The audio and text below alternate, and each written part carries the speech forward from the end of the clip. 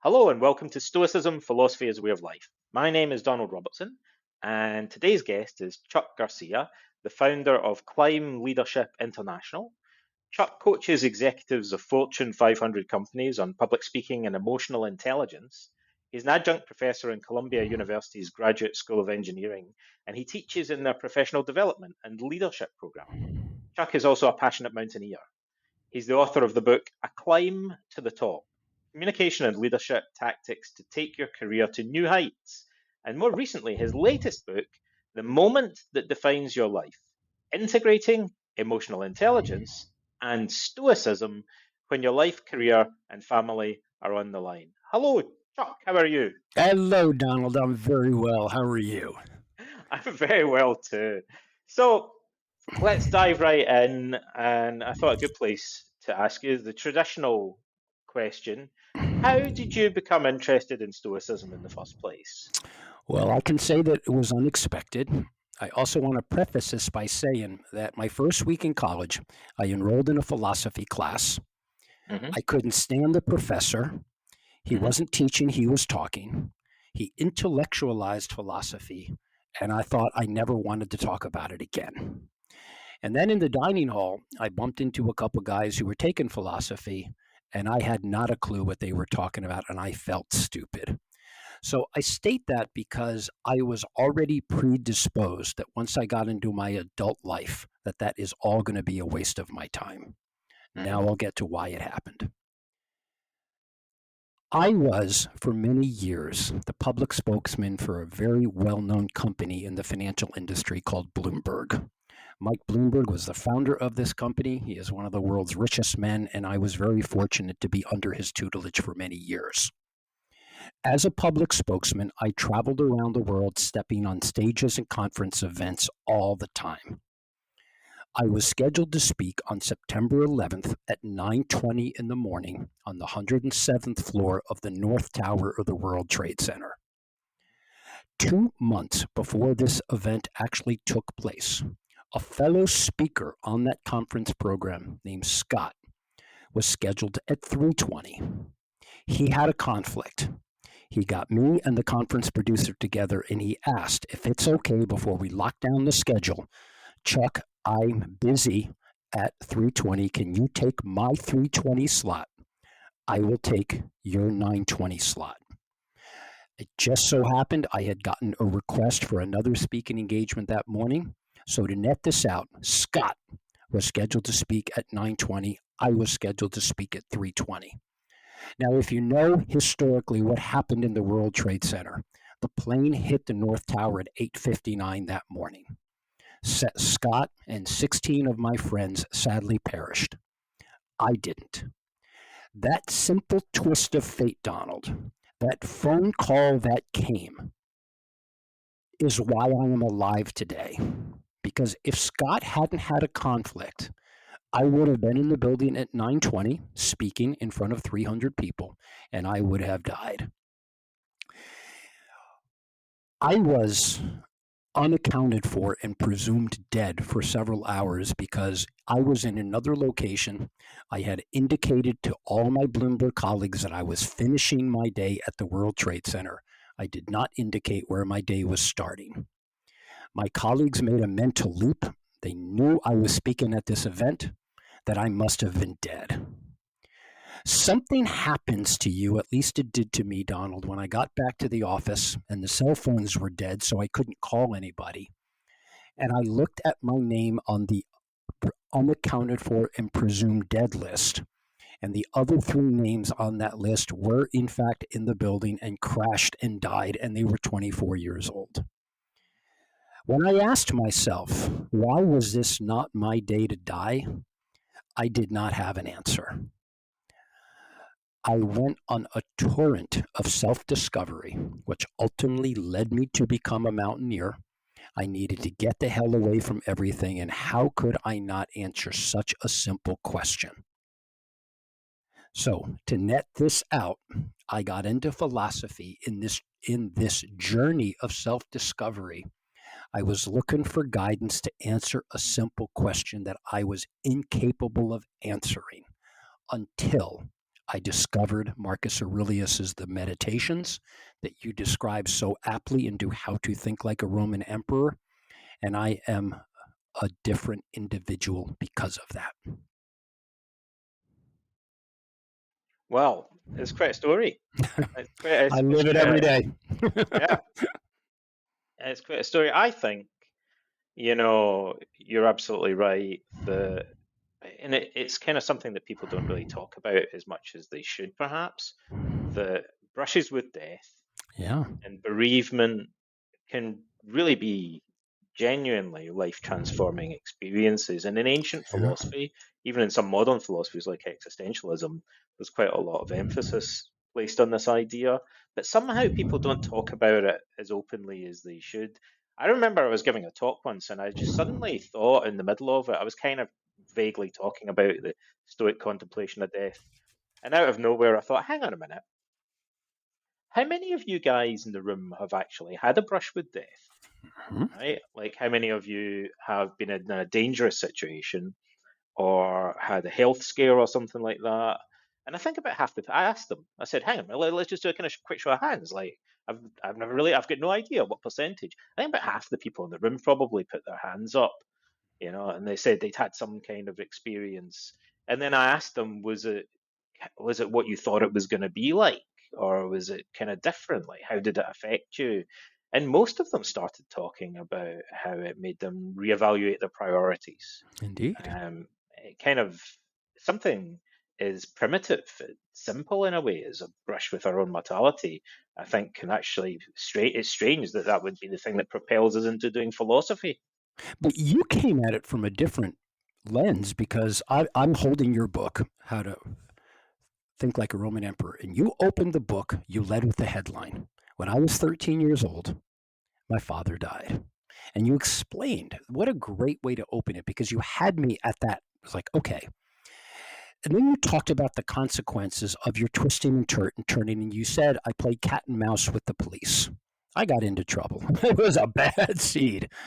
But it was interesting how that led you to talk about the death of your father. And you described your father as a decent man, the Freemason who worked hard, who had grease under his nails and came home every day. He didn't have money, but he helped you to think differently with the Freemason influence. In my case, Donald, and what you're describing to your audience, there was an individual who underwent a brush with potential death. Your journey that you described, it was a result of a death that wasn't yours. It wasn't even a brush with death for you. Your dad died. All dads die. My dad died when I was 24 of cancer. Yeah. But that didn't lead me to Stoicism. My dad died, and I went about my business the next day, sad. But interesting how you and I and all the people that we talk to, we come at it from a very different context of what death means to us and who's affected that causes us to change. And I think in your case, the father you loved. In my case, my dad was dead. He never saw what I became. And I'm sad for that. He would have been very proud. But I think the influence that each of us has when we are removed and are able to see an event that touches us, I didn't know how deeply the human mind was capable of journeying, trying to answer what seemingly such simple questions. And philosophy, you stated in your book, the love of wisdom. I didn't have any wisdom. I had plenty of money. I had a beautiful family, but I was the dumbest guy in the room because I couldn't answer this existential, simple question: why was I born? And so that's I felt driven to figure out how to answer it. And this philosophy of Stoicism, my goodness, why did I dismiss it in my earlier days? Because I was too dim witted and didn't have the experience that provoked me to look for the answers. Yeah. That's wisdom to me. You and I have been on journeys to find something. My God, that is magical. It's the cornerstone that the builders rejected. It's the stone the builders rejected that became That's the right. cornerstone Right. for Right. us. Right. You know, I'll tell you a little anecdote about Stoicism. It's not normally part of the undergraduate philosophy curriculum. It's one of the Really? very few. Nope, it Wow. never has been. Like, it's one of the few major schools of philosophy that isn't usually covered in most universities in the undergraduate curriculum. Wow. What a surprise. Yeah. So I studied Plato and Aristotle at university, Right. and I enjoyed my Yeah, it's philosophy good. degree, but I felt it didn't really answer these kind of questions that you're referring to for me. So I was Yeah. still looking for something else. And I asked some of my friends and colleagues that were academics why academic philosophers aren't more interested in Stoicism, or weren't at that time anyway. And they said to me, because the Stoics really just take arguments from Socrates and Plato and Aristotle and other philosophers and think about the practical application of them to daily life. So why would anybody be interested in reading that? They said. And from an academic point of view, I can kind of see their point. Like, they're interested in the theory, not the practical application. But I Yeah. thought, wow, it's the practical application of it to daily life that I and most other normal people are particularly interested in, right? And Well, that really struck me as I could see why they were saying that, but at the same time that they were missing perhaps the most important thing. Well, you made a very insightful comment in the first chapter of your book where you heightened the contrast between the academic approach and the practical approach. And I'll never forget how you stated it. And I'm looking at this as a continuum. You referred to in ancient Greece, Rome, wherever that may be, that the philosophers were warriors of the mind. And I love the way you stated that. But you said in the modern world, what do the academics do? You called them the librarians. They catalog it, they put the books up, they talk about how intelligent and how learned they are. But your point, who's teaching them to practice it? So actually, it doesn't boggle my mind because I teach in university, so I'm trying not to offend anybody here. But your point was so cogent. It's it's a philosophy that is sufficiently accessible that gives us a blueprint for how to put it into practice immediately. The Hmm. warrior of the mind. Donald, Stoicism taught me to be a warrior of the mind. My academic that I sat there for that week, bored to tears, was a librarian who was of very little value to me because he didn't make it practical. Hmm. When you and I write our books and we read our books, we are only rooted on the fact that we're trying to help people. And we're not helping them in theory. We're Yeah, helping them to develop the practice. And why academics don't focus on the practice boggles my mind. That's all they should be practicing. That when I teach, and I teach in a wonderful university, I am 100% rooted on what I can do to help them become more successful because that's what they care about. And yeah, interestingly enough, I use emotional intelligence and stoicism. They think it's rather indirect until I help them recognize no, it's not indirect. This is going to help your behavior, which will make you more valuable. yeah. Well, maybe that leads on to another question that I have for you, which is Stoicism didn't used to be as popular as it is now. It's kind of gone through a few phases, growth spurts over the past 50 years or so, actually, but it really Yeah. started to grow and grow from about the year 2000 onwards. And it's now, as the young people like to say, it's a thing. Stoicism is a It is thing, a thing. right? Good point. Yeah. It's like almost a whole genre, a subgenre of self-improvement now. Yeah. And it really wasn't like 20 or 30 years ago. It was like a little academic niche. There weren't many popular books on it, and now there are loads and loads. There's Yeah. podcasts, there's articles and stuff. Yeah. But with its growing popularity, uh, which I think is a good thing, there are some disadvantages, and one of them is that sometimes you get. I mean, I know for sure. I've met people who have told me that they've written books about Stoicism or designed courses about Stoicism, or done videos about Stoicism, and haven't actually read Marcus Aurelius or read anything further. No. Yeah, Oh, that is sacrilegious. how weird is that, right? So surprise, surprise, what happens is that you get some misconceptions. Like, Yeah. yeah. So I don't know, what do you feel like? Do you feel that there are, when you first, so forget, you'll notice that when you first talk to students about stuff, have you heard of Marcus Aurelius and Stoicism?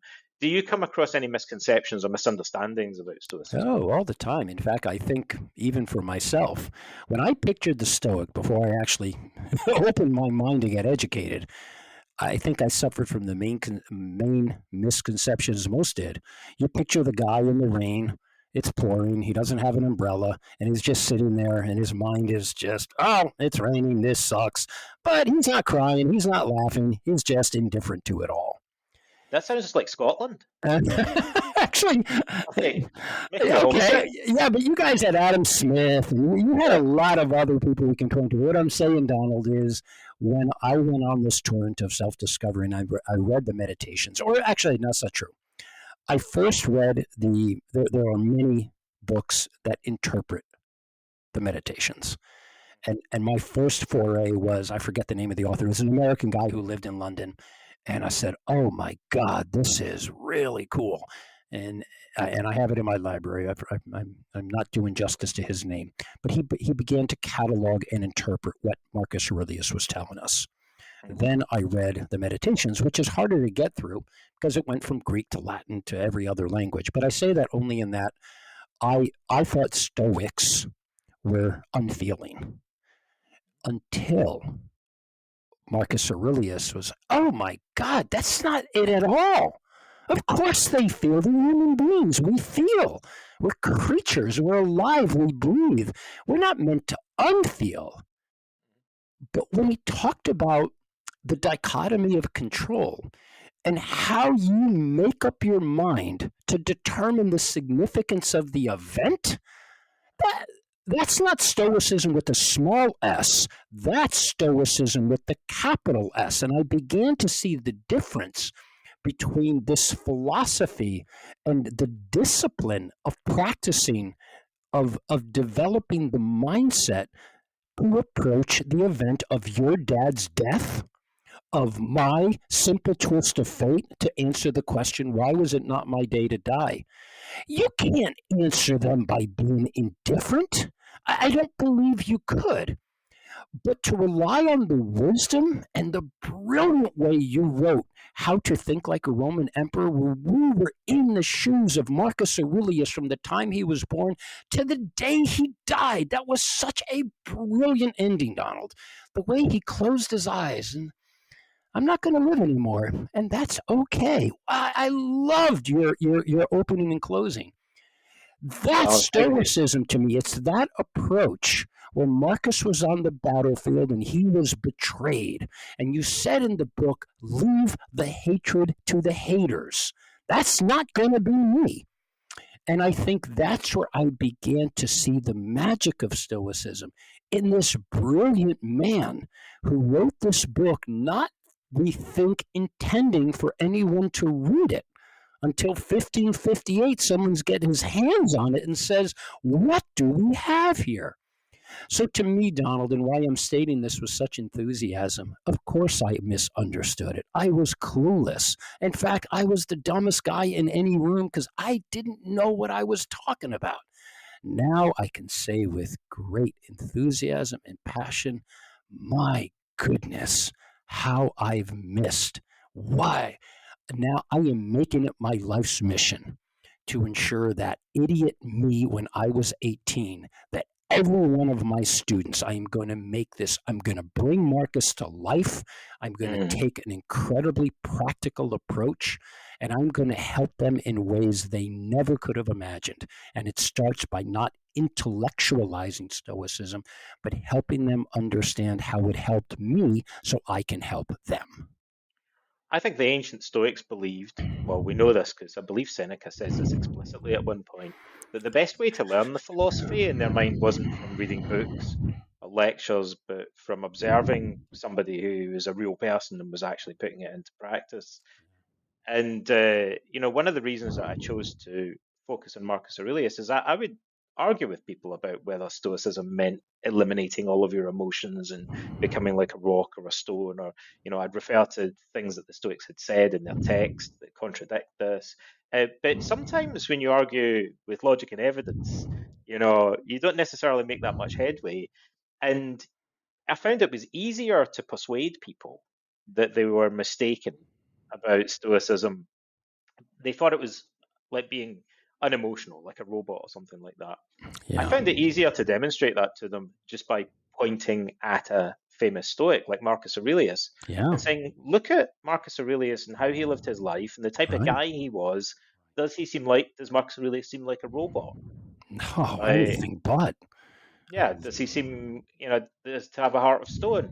Not at all. No. So that was an easier way to prove to them that they were misunderstanding what the philosophy was about. I found Right. by showing them an example.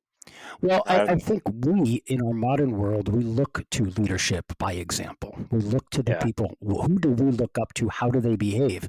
But also, one of the points you made in your book is we look to the people that we admire, but we also have to learn what not to do. What do we not admire? What are the behaviors that we find abhorrent? And what are the yeah, behaviors that we find most attractive? And as yeah. I think about, well, first, let me comment. I cannot believe that one could write a book. Well, I guess it's true that one could write a book on Stoicism and not either have read or been influenced by the meditations. It just boggles my mind how they can call themselves Oh, right. I don't know. oh, it I'm, happened. I'm, I'm trying not to insult Yeah. anybody. I just can't Oh. fathom it. I think actually part of what's going on, the culture of it, is that a lot of people now. Well, you teach in a university, right? So maybe Yeah, you've seen Columbia. this. Yeah. People's attention, young, maybe I don't want to stigmatize the youth, but like No, I it's a go ahead. think it's You can knock there's them. a generational that like some people's attention spans are becoming kind of shorter. Yeah. Do you not meet a lot of young people now that just tell you they haven't got the attention span to read a book? Well, I know they Yeah, don't because I teach them, but I'm not going to buy that as an excuse to someone who can say that they know about the philosophy of Stoicism. yeah. I don't care how old they are. Let's say they're 22 and they're my undergraduate student. If you came to me and you told me, hey, I'm going to write a book on Stoicism, and I ask you, oh, great, how does Marcus Aurelius fit in? And they say to me, who's he? I I said, don't know. that's not attention span, Donald. That's ignorance.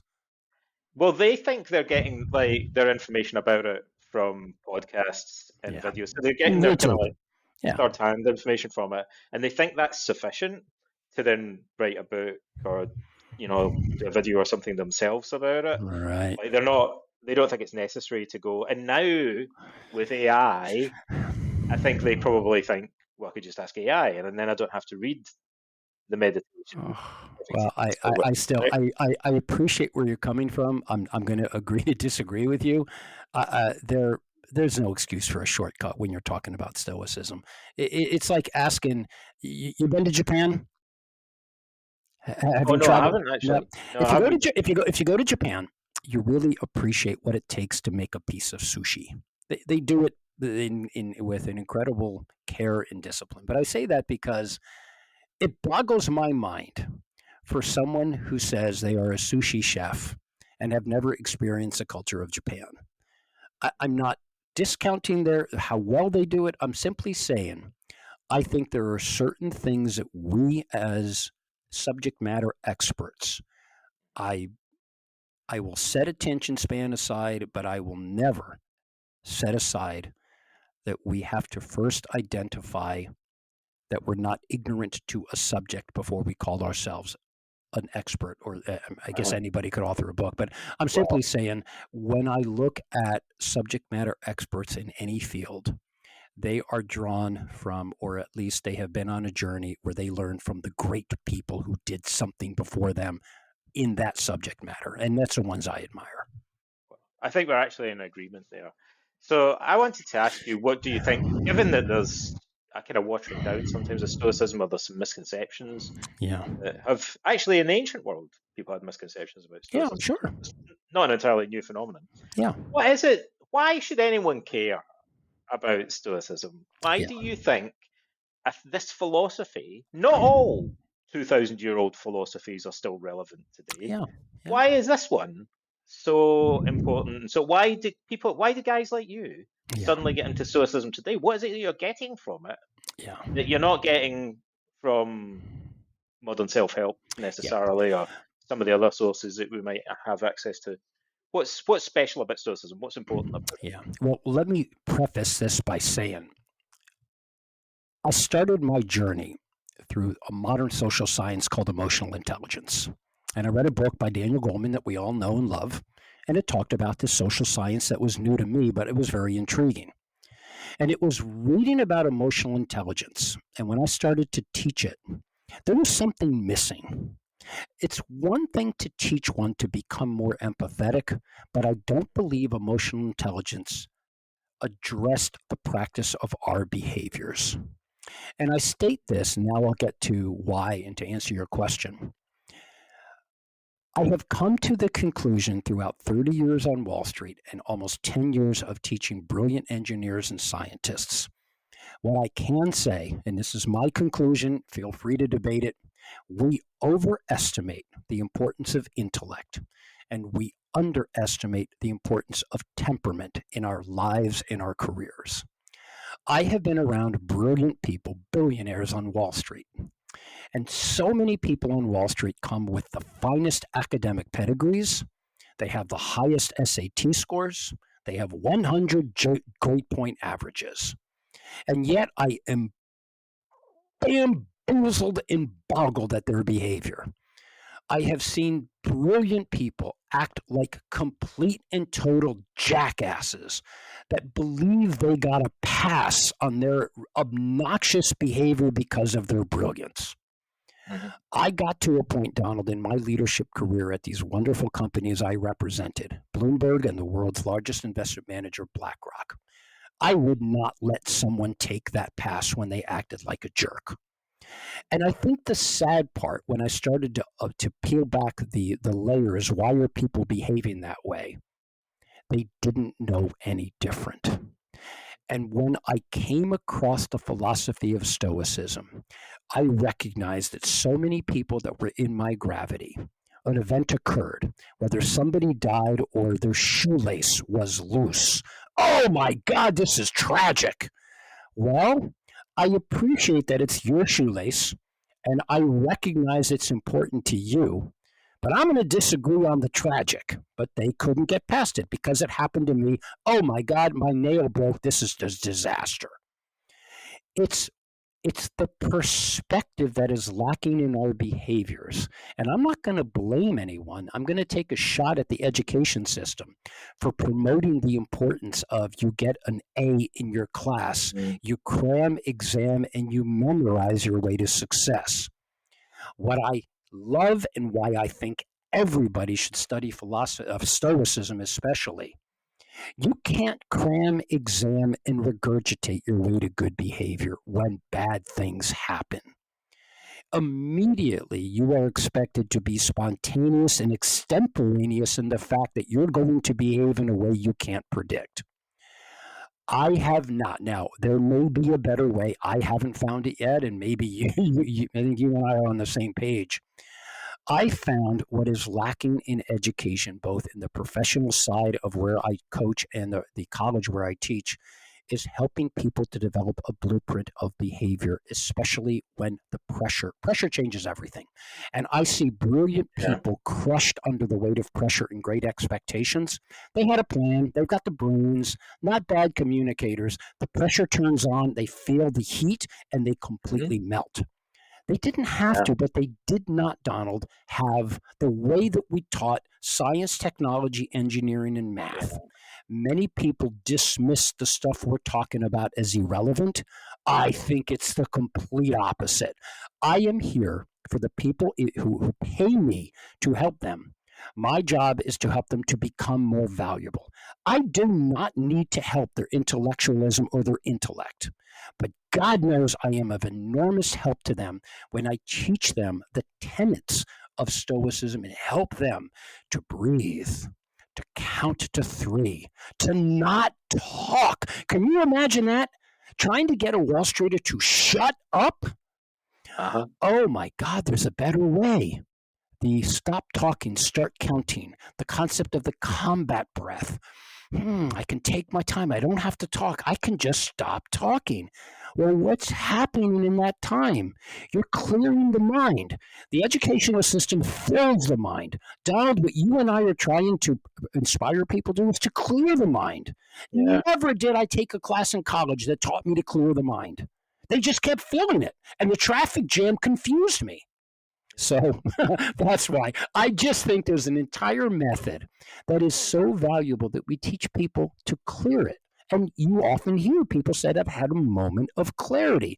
And what happens after moments yeah, of clarity? Big decisions are made from a much better place. Because if our mind is a traffic jam and we stay caught in the adversity, we exercise bad judgment. So this is about good judgment, bad judgment.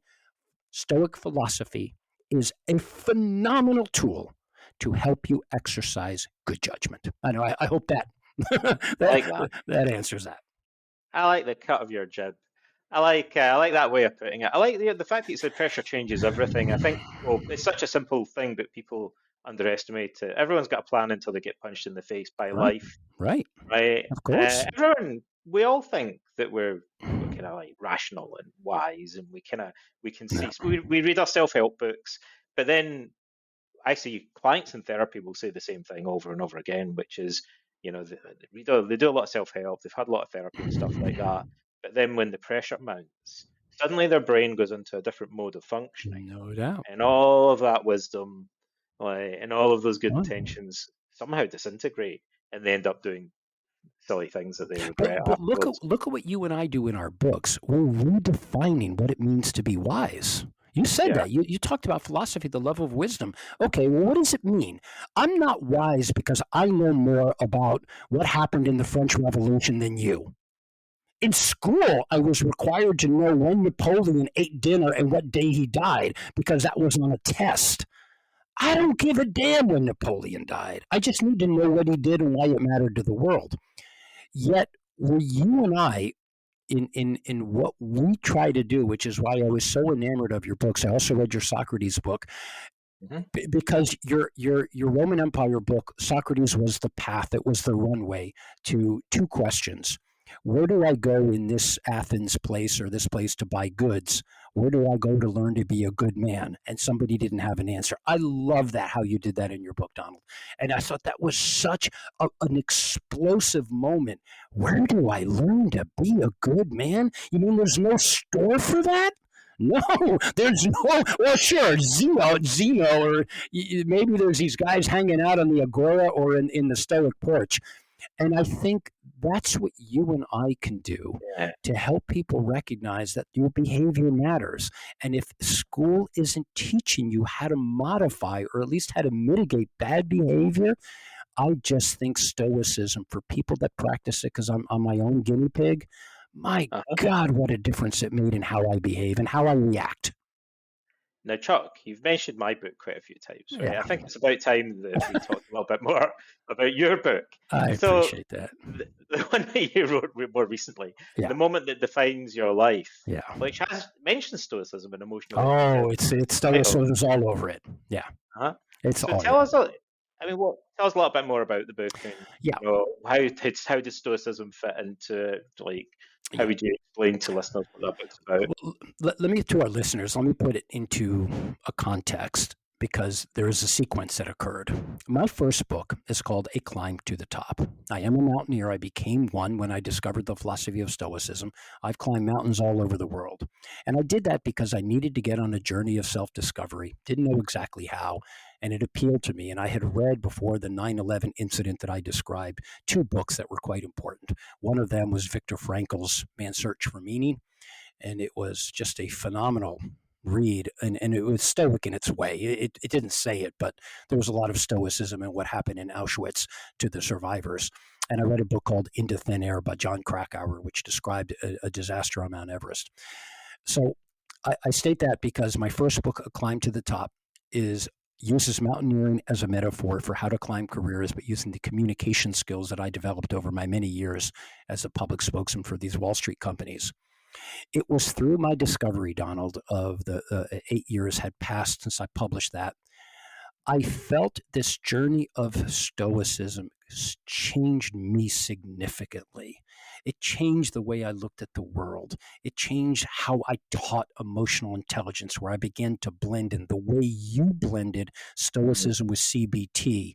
My parallel is I blended Stoicism with emotional intelligence because I coach and teach EQ, but the more I get into philosophy, the more I found room to find the integration of the two. Mm-hmm. So I wrote The Moment That Defines Your Life to be the emotional companion of my first book. My first book was tactical, it was teaching people to communicate. My second book is emotional. I went from the mind to the heart.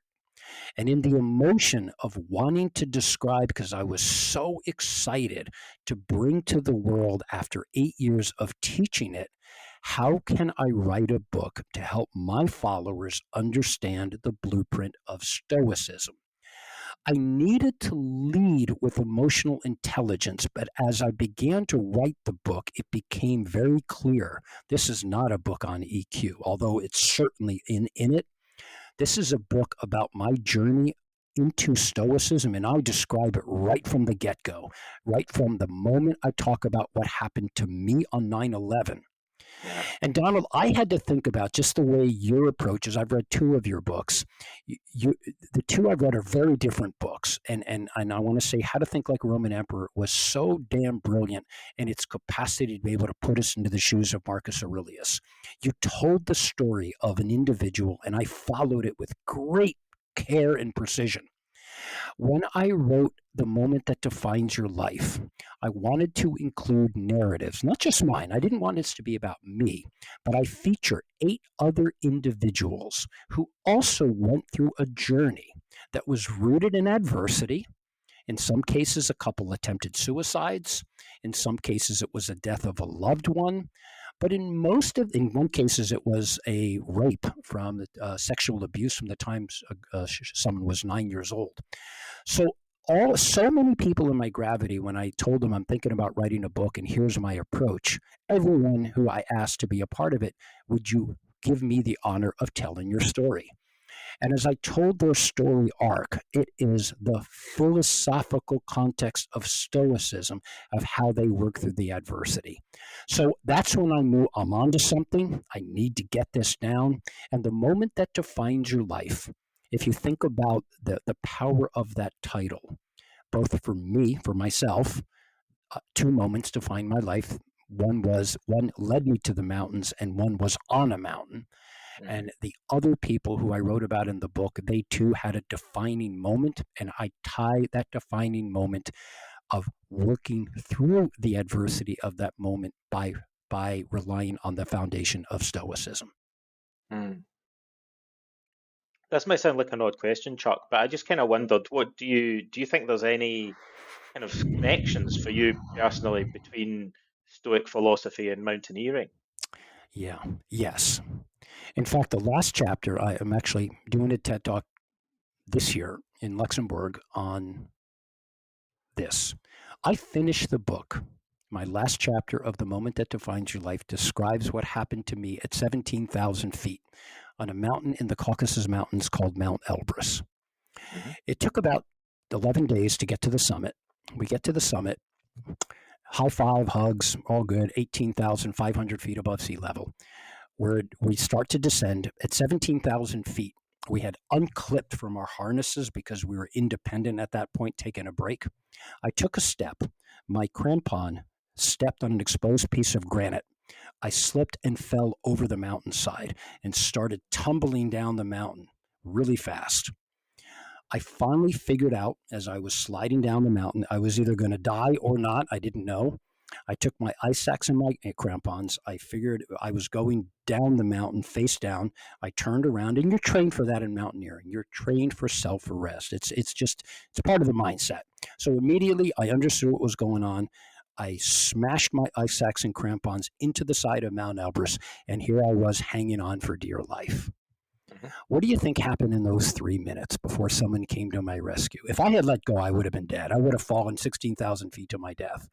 Hmm. Here's the tie to Stoicism. What did I do? I didn't sit there fretting about, oh my God, I'm going to die. To the contrary, it's like, all right, here I am. What's my next move? What's my next second? What's the second after that? And all of a sudden, I'm hanging onto this mountain. It was Stoicism that got me through that panic. I didn't panic. In fact, I thought about Marcus Aurelius. If he fell off this mountain, what would he do? He'd be hanging out, telling jokes. That's what I did. And the song, the Eminem song, Lose Yourself, came into my head during that time. I had to put my mind in another place. So I'm sitting there hanging on 17,000 feet above sea level, wondering, is anyone going to come to my rescue? I didn't even know if my guides knew I even fell off the mountain. I screamed falling, but I didn't know whether they knew. So Donald, it was Stoicism. I'm so grateful for that. What do you do when you're hanging off a mountain about to die? Well, a couple of years later, I had to ask the question on 9/11, why was it not my day to die? This is the second time in my life I asked, why was it not my day to die? I should have been dead on Mount Elbrus. But here I was, clear in the mind. I didn't panic. I was totally calm. Everyone else would have said, "Oh my God, you must have been freaked out." Those who know me knew. Chuck, you got this. But if you didn't know me, if you didn't know my practice and the way I am, oh my God, that's terrifying. No, it was, but thank you, Marcus Aurelius. I love him. Yeah, I just want to hug the dude because when I read your book and I read the meditations, this is the leader of the modern world, and look at how he's behaving. Why are we yeah. surrounded by so many assholes? I don't know. But I'm not going to be one of them, and I'm going to help people not to be one, and that's hard to do. Well, that's a nice segue into my next question, Chuck, which is how do you think Stoicism is relevant to executive coaching? Yeah, Which is, so when you're out there helping people, yeah. how does Stoicism figure in that? Well, we are right back to something we discussed a couple of minutes ago about pressure. The Mhm. people that I coach in a lot of very big companies with people under the weight of pressure and expectations. They are brilliant, no question. And as Daniel Goleman says, CEOs are hired for their intellect and business expertise, pause for dramatic effect, and fired for their lack of emotional intelligence. When Mhm. they get fired, they don't get fired because they're bad business people. They get fired because their behavior is no longer tolerable in this modern world. So where I get hired, Donald, I train. I'm right now, perfect example, chief data scientist for a very large money manager. This guy is brilliant, and he'll tell you that. But wow, his behavior is questionable. When something happens and he gets just a little bit of pressure turned up on that oven, all of a sudden he starts snapping at people. 20 years ago, 30 years ago on Wall Street, you could do that. Those days are gone. You just can't do that. Someone's going to whip out a phone and put you on Twitter, on X in 5 seconds. So, how does it tie into executive coaching? It's everything I talked about. It's the missing element in their education. Yeah, they're brilliant. They can calculate the square root of a number faster than any of us. But what happens under the pressure? They behave like jerks. Those CEOs have told me, Chuck, I am so afraid of reputational damage from this brilliant executive. Help me to mitigate the reputational damage due to their behavior. That is the essence of what I do because these brilliant guys under the pressure are behaving badly. What I do, Donald, I actually spend half my time teaching executives to do something. That's a climb to the top, how to give a speech, and I spend half my time helping executives not do something, and that's not to behave in a way that insults or off puts people, and how to be a good leader with candor, but to treat people you would ordinarily yell at with respect, and how to command credibility, trust, and respect by being Marcus Aurelius. That's what he did when he was betrayed. That's what my clients learn to do. And I cannot emphasize how important stoicism and EQ is to this. Marcus Aurelius led by example. No doubt. I think that's one of the key things Yeah. characterizes him, which is unusual for a Roman emperor. Roman emperor. So, yeah, the five good ones. He was the best. But I think we learn from that because when we look at leaders, Donald, when I make a leadership assessment, when I'm hired, I do what's called a 360-degree review. I talk to about 10 different people in the purview and the gravity of the executive. All right, how does he behave? And you get a whole lot of candor. But what I'm saying is there's two styles that I see. And I'll put my hands up if you're listening, you don't have a visual on a continuum. You have leaders who command and control. Think of the Army, Navy, you're giving orders. On the other side of that spectrum, you have collaborate and connect. That's very googly. That's very high tech. Feel a lot of love. Everybody respects each other. It's all good. I'm not making fun of it. I'm simply saying it's a very different approach. What I try to do is find out where the executive that I coach is on that continuum. And if he or she is very commanding, we want to keep the commanding, but we want to take out the controlling.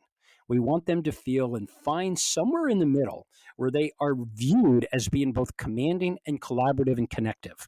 If you can find that kind of leader, that's Marcus Aurelius to me. He was commanding, everybody respected him, but he was collaborative. He wasn't afraid to ask the opinion, and he wasn't not. You even said when Egypt, the guys in Egypt, the guy betrayed him. He didn't chop, well, someone else chopped his head off, but Marcus Aurelius didn't. He could have killed a whole lot of people on that path. He didn't. Well, he was selective about it. Any other leader would have just killed them all.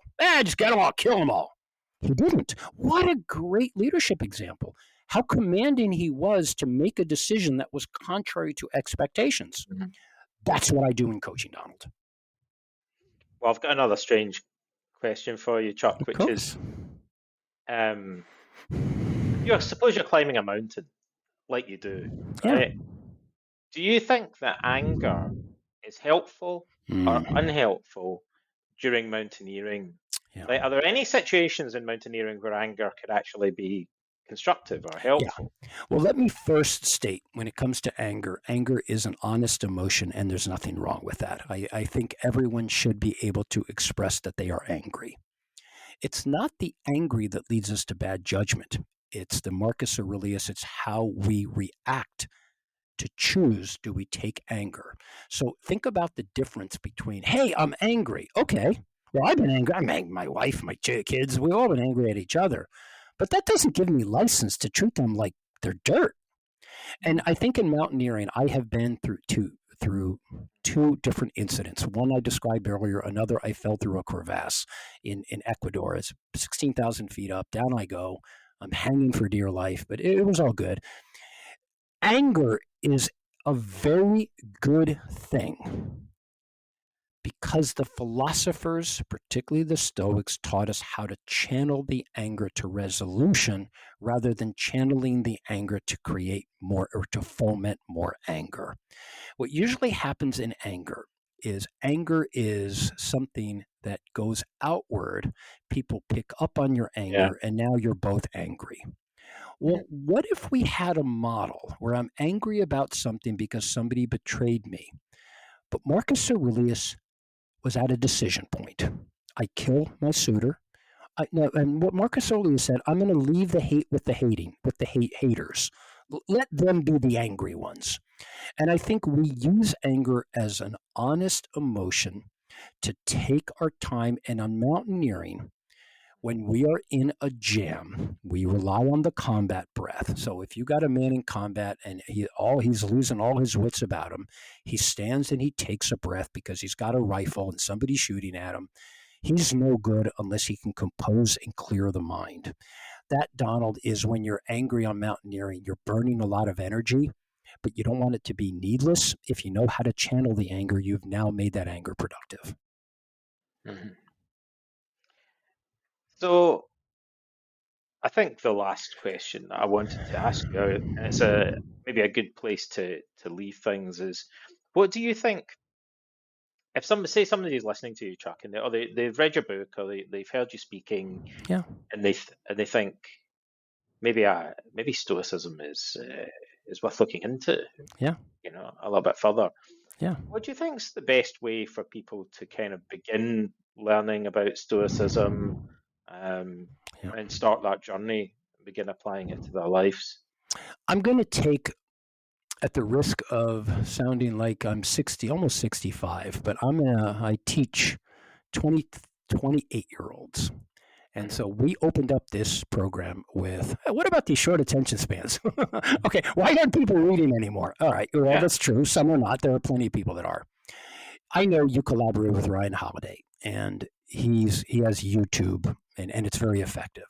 So I would say I'm a reader. I don't go to YouTube. I know it's there. I just don't want to sit there doing that all the time because I love the joy of reading, and I learn much more when I read something over and over again. Yeah. And I've read your How to Think Like a Roman Emperor twice, and the second time around was even more fulfilling because I caught things I didn't catch on the first one. So, my recommendation to people, I think everybody, I'm not suggesting you have to go out and read meditations. It can be difficult to get through, but I think the best starting point to Yeah. really have a fulfilling way, go find all of those people that interpreted meditations and try before you start diving deep into the mind and psyche of Marcus Aurelius. Listen to what or when you're reading. Just just get a cup of coffee, drown out all the noise and distractions. Think about what is being communicated in the way that we behave. And I think for purposes of career growth, think about how you show up. What Stoicism does, it helps us to gain a clarity of how we show up and how we communicate. So if you're a reader, I'm going to recommend 3 books. The meditations, I'm going to state, but I'm going to put that in the context of meditations or the people that help you understand meditations. Either way, that's good because I've done them both. The second thing I would do is your book, How to Think Like a Roman Emperor, because if you're bought into Marcus Aurelius, what you do that is so unique is you bring us into the life and death and everything in between of how he became what he was. And I love that. I loved your approach. I would say the third book is the wild card. I'm not here to plug my book necessarily because my book does a lot on Stoicism, but it takes a more personal modern narrative of people's journeys. But I would say if you read the first 2 books that are Meditations and your book,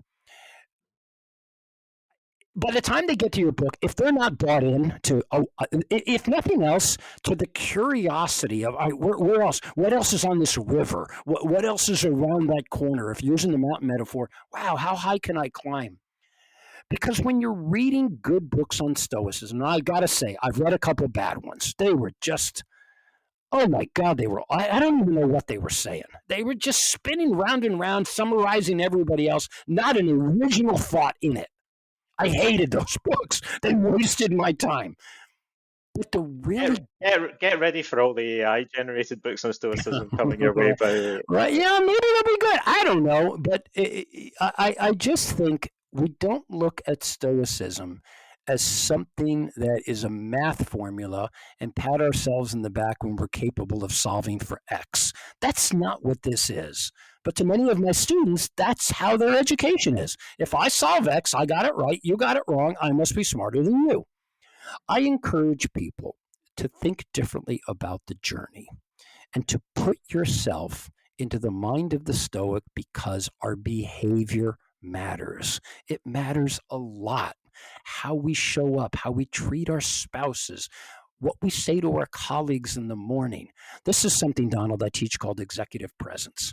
I Mhm. teach people how to walk into a room. Believe it or not, as crazy as it sounds, part of it is recognizing before you go into the room of the pressure cooker where there's 10 people who are trying to eat you up, Mhm. you clear the mind and recognize, what am I walking into? This is Marcus Aurelius, the war fighter. I am walking into that battle. Or you read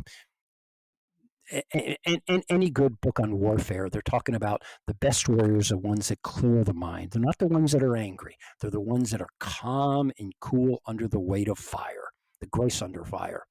So I just think that to those who are interested, pick up the interpretation of meditations. If you are not a reader, it's a piece of cake. You go to your site, you can go to Ryan's site. There's no lack of videos and podcasts talking about it, but it's going to feel like an ocean. I think that's overwhelming. I say pick a spot, pick the interpretation of the meditations, and if it speaks to you, keep going. My guess is you'll never stop. I think you and I will never stop. That's just who we are.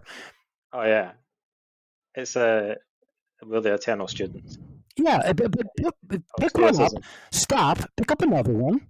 It's going to be different, and pick up another one. I've read a dozen of them now.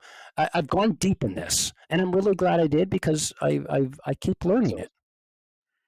Well, I recommend that they go out and check out your I book. appreciate that. The moment that So, defines your life. Yeah, I'm very proud of it. It's done exceedingly well. You can see the reviews on Goodreads and Amazon, and how grateful I am for that. So many people, and I don't know who they are. They came and said, "Thank you, Chuck. You gave us a blueprint. You helped me. I think the best thing that I saw in the reviews, you provoked a change in recognition that the stuff you're talking about mhm. does matter. I just never knew how to do this. No one ever taught them this." Well, I would. I'm digressing a little bit, but you made me think of something that I think is worth mentioning. There is a large market for people that are interested in self-help books and philosophy books and stuff like that. But I think often when we talk about Stoicism, it reaches a demographic of people that maybe haven't read any books on philosophy before. So it's probably some of the people that are reading your books, maybe they're interested in executive coaching, maybe they're interested in emotional Yeah, intelligence, maybe they're interested in mountaineering even. yeah. Like, but a lot of your readers are probably going to be people that have never read the Stoics before and Oh, didn't know anything about it. in And fact, then you've curated it for them in a way, and you're acting as their, introducing their introduction to Stoic. So I find that quite exciting. agreed, Donald. I have been on stages all over the world. Millions of people have seen me. I'm not saying that to brag. I'm simply saying they associate me to someone who gets on a stage and knows what he's doing. That's just I know how to work a crowd. I'm not an entertainer. I'm a teacher. That's what I become.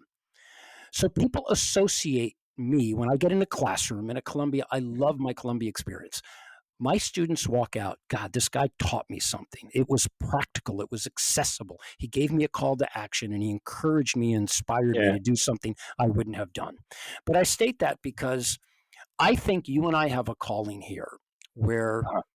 where our capacity to help people realize something that nobody ever told them was important.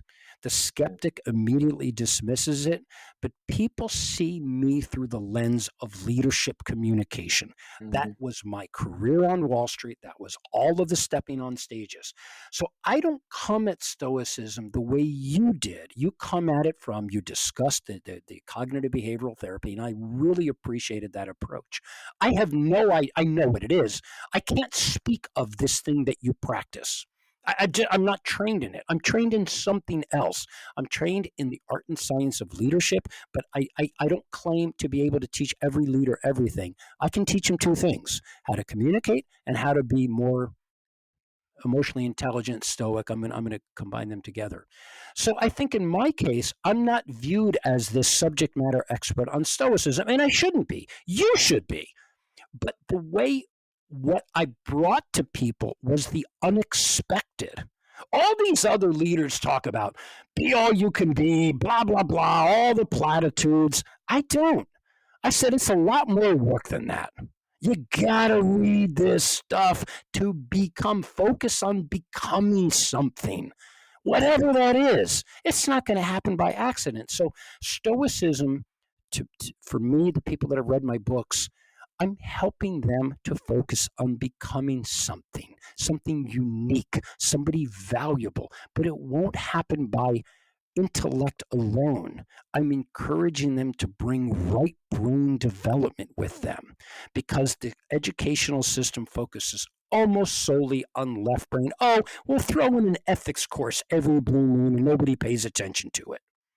What you and I do is we take right brain development, communication, empathy, collaboration, those things that didn't appear on a resume, but are incredibly important in the working world. And that is exciting to me because I can help them take a different approach to their development.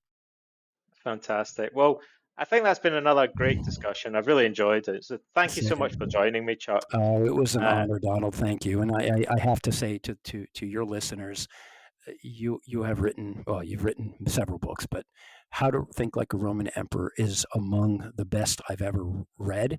And now when people ask me for my reading list, your book is prominently displayed. It is that good. So thank you. It is an honor to meet you. I am so grateful to have collaborated with you. I felt like I knew you a little bit from your book, but now to see you and in the flesh, to you and I to be able to discuss this wonderful topic, I am Yeah. incredibly grateful. Thank you, Donald. Well, likewise, it's been a pleasure. So we hope that you enjoyed the conversation as much as we did, Oh, this is listeners. I've been telling my wife, my friends, I've been singing the book to everybody. But when I told them, you're Uh-huh. gonna, and I have to say, let me give a shout out to my friend. She gave me your book for Christmas Oh, because cool. I talk about all this stuff all the time, and I didn't know it was coming. And I said, "Oh, Donald Robinson's book. Oh, this was my first book of yours." And then I read Socrates. But I was like, and because she knows how passionate I am about it, I don't think she expected my reaction when I told her I'm going to be on your show. I was like, "Oh my god, that makes perfect sense. That is so cool." So it's just wonderful for us to be able to talk about the subject matter that we care so deeply about Yeah, and remind ourselves to be humble and kind. We are here to help other people. That's what this is. and talk about our hobby. Yeah, yeah, in Let's say mountaineering. our passion. Yeah, what the heck? Yeah, yeah. Passion. It is. Yeah, It is me. It's not just a passion. It's a hobby. It's who I am. yeah, yeah. Well, thanks everyone for listening. I Thank guess you. it's goodbye from me, Donald Robertson, and from my guest, Chuck. Thank you, Donald. Thank you to the Thanks. listeners who appreciate your time. Thanks. Bye, everyone.